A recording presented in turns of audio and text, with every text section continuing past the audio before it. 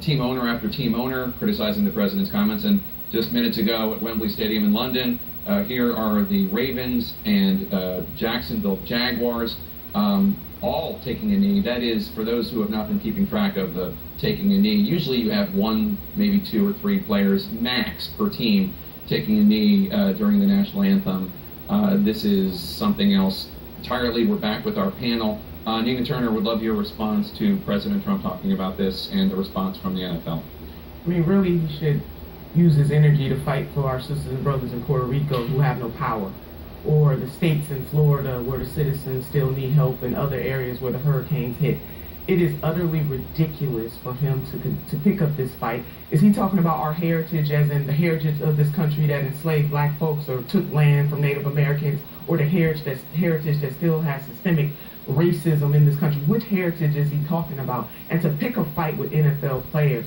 I mean, this flag in this country is just as much about Patrick Henry saying, give me liberty or give me death, as it is about Fannie Lou Hamer saying, I'm sick and tired of being sick and tired. These players have every right to express themselves and to challenge this system. And in the same spirit of Muhammad Ali, or even when James Baldwin said that I love this country more than any other country, and that is why I reserve my, the right to critique this country. That is what those NFL players are doing. They're upholding their First Amendment right, and they are pushing this country to recognize its bigotry, its oppression, and its racism, and that is very much American. Vikings fan, Jason Lewis, Congressman of Minnesota.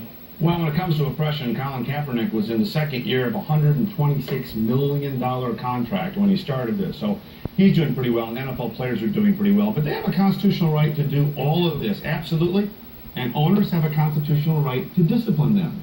And that's all Trump was saying. I think Trump talks around the water cooler, the way people will do on Monday morning and say, hey, did you see those players take the knee? And other people will say, yeah, I did. And other people will say, hell no, that's bad news.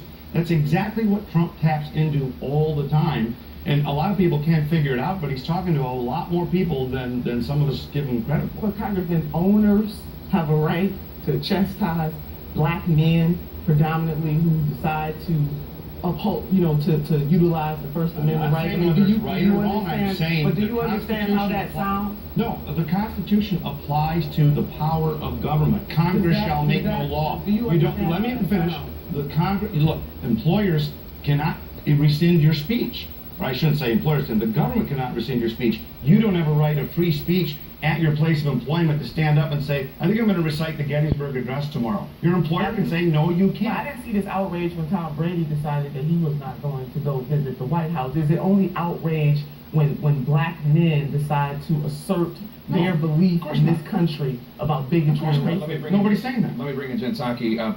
The polling on this is rather wanting, but it does seem that a majority of the American people actually disapprove of Colin Kaepernick's protests. So it might be that President Trump is actually on the more popular side on that issue, whether or not he's acting the way that will continue to get that kind of support. I don't know. What do you think? Look, technically, maybe for the moment or for the last year or so, but what this is really bringing to the surface are a lot of the debates about race and inequality that have been in the NFL, have been living around our country for many, many years. And I think it's really unfortunate when we start to make this about what NFL leaders are allowed to or should or shouldn't do according to the law. This is about who we are as a country. The president typically should be somebody who is a force for good, who is bringing about debates, but encouraging them in a productive manner. So sure, I think polling from 6 months ago or 4 months ago, when there was only one or two from a team who were taking a knee, is very different from what we're seeing now. And this is bringing about an activism and people speaking in the NFL and around the country, I think, to racial oppression that's happening in communities. That's not just in the NFL, but certainly they're one of the most public places where these debates are happening. Steelers fan, Rick Santorum.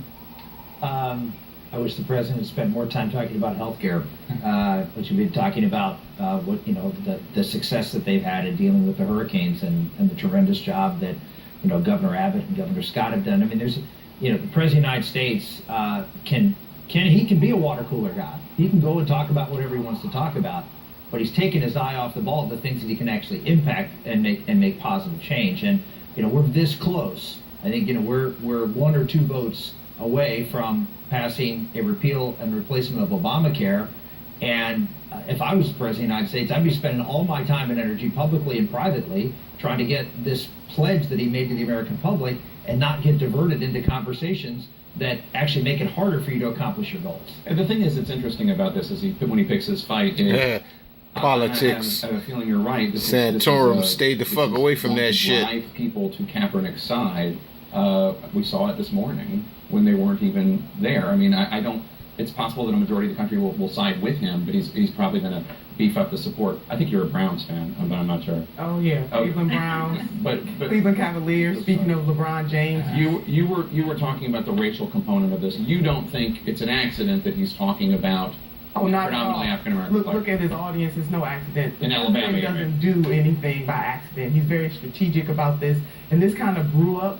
Is right up his alley. He loves when all this chaos and confusion. This feeds his agenda. But make no mistake, this still is not about just President Trump. And I say this everywhere that I go, that the whole notion of systemic racism and what we need to do to lift people to recognize the deficiencies in this country, that systems oppress and have been oppressive. I mean, there was just a study that came out that said that African Americans still are not keeping pace with the same wages as some white folks in this country, even still. 40 years, even still. So we have some systemic pressures that we really have to deal with as a community, as a country. At the same time, we have sisters and brothers in rural parts of this country too who suffer as well. And the president is doing a disservice to continue along this track. Great panel, thanks so much. And I did mention you're a Patriots fan. I should mention. Oh, Patriots. I would be Bengals. My husband's from Cincinnati. Okay, well, you're from. All right, anyway, a little quiz for those members of the Trump administration who might need a refresher on the rules of Washington. When is it okay to take a government? Coming up in this week's State of the